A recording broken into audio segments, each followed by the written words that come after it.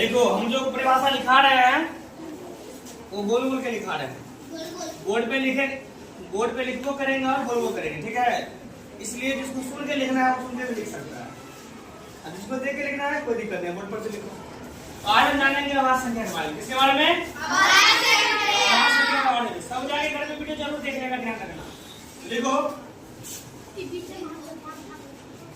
वैसी संख्या जो एक और स्वयं से क्या होता है? स्वयं से विभाजित है।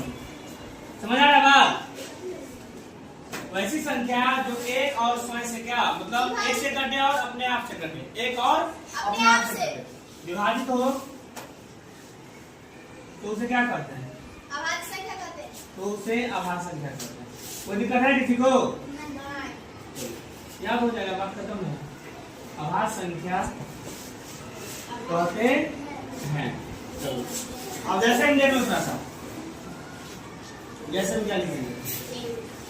एक नहीं होगा, दो होगा। दो किससे कट रहा है? एक से दो से, मतलब क्या परिभाषा देखो, एक से और अपने आप से। तीन होगा, एक से और तीन से। चार नहीं होगा क्योंकि भाज्य संख्या है, पांच हो जाएगा। आप समझ आ रहा है बात? अब बताओ तो, 2 3 5 7 कितना?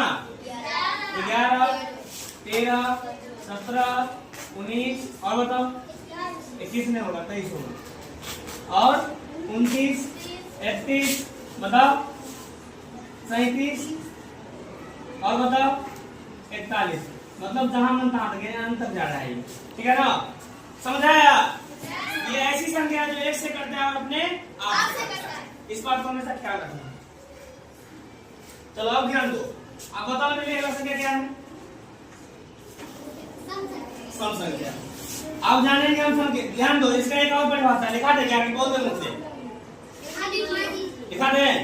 चलो अथवा इसका एक और परिभाषा है, लिख लेगा। वैसी संख्या हटाने करो रे। वैसी संख्या जिसका केवल दो गुणनखंड हो। केवल कितना गुणनखंड हो? दो गुणनखंड हो। गुणनखंड हो तो उसे क्या कहते हैं? तो उसे आभाज्य संख्या कहते हैं। आभाज्य संख्या कहते हैं। आप समझो कैसे? आभाज्य संख्या कहते हैं। अब देखो कैसे, मान लो अगर हम 5 को करेंगे तो क्या टूटेगा? 1 और 5 में क्या गुणनखंड है इसका? 5 और 2 को 1 और 5 2 गुणनखंड है। कितना गुणनखंड है? 2। समझ आया परिभाषा? चलो अब जैसे किसके बारे में? सम संख्या के बारे में। लिखो सम संख्या।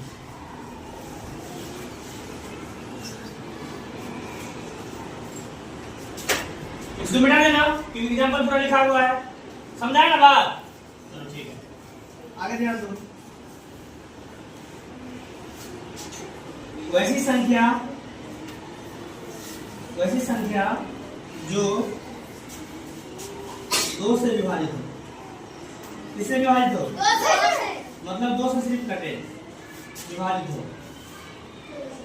तो उसे क्या कहते हैं? सम संख्या कहते हैं। तो उसे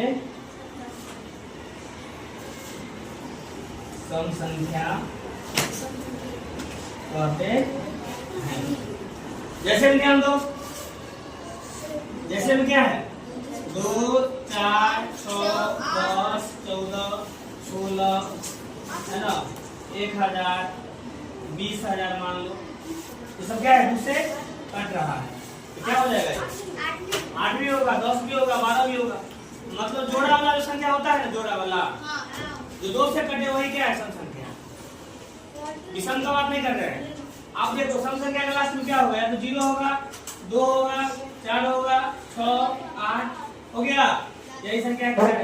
लास्ट में जाएगा, ध्यान रखना है। अब मान लो हम बोलेंगे बताइए कौन सा संख्या है? लिखिए 0, लास्ट में 0 है ना, कौन सा संख्या हो जाएगा? सम संख्या। कोई दिक्कत है? अब जानते हैं विषम के बारे में।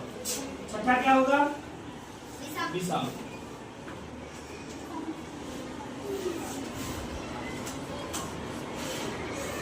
विषम इसी का उल्टा है। सम का तो उल्टा क्या है? विषम। इसमें दो से विभाजित हो रहा है ना, इसमें विभाजित दो से नहीं होगा। लिखो वैसी संख्या जो दो से पूर्ण विभाजित नहीं हो। विषम संख्या कहते हैं। समझाया सबको? विषम संख्या कहते हैं। अब जैसे में लिखो, जैसे 1 3 5, मतलब क्या? सम संख्या के आगे वाला संख्या, सम संख्या के आगे वाला संख्या। जैसे 2 से पहले 1, 4 से पहले 3, 6 से पहले 5, 8 से पहले 7 और 10 से पहले 9।